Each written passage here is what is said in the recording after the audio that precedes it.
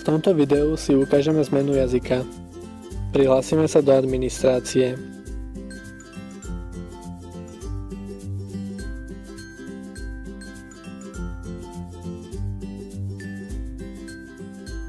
V ľavej časti administrácie klikneme na Language Manager.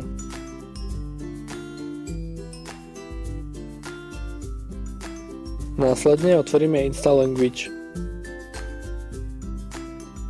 Do vyhľadávania napíšeme Slovak.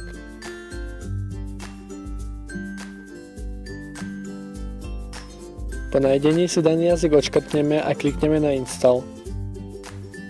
Ak sme jazyk nainštalovali, zobrazí sa správa o správnosti inštalácie.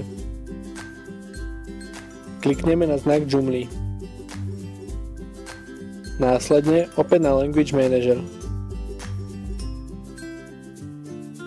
Vyhľadáme si daný jazyk a klikneme na hviezdičku.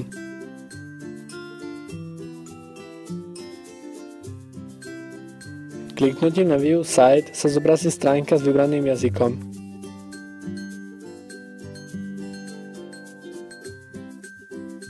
Následne si nainštalujeme daný jazyk aj do administrácie Joomla. Klikneme na Installed Administrator. Nájdeme daný jazyk a klikneme na hviezdičku. Následne je jazyk zmenený na stránke AI v administrácii.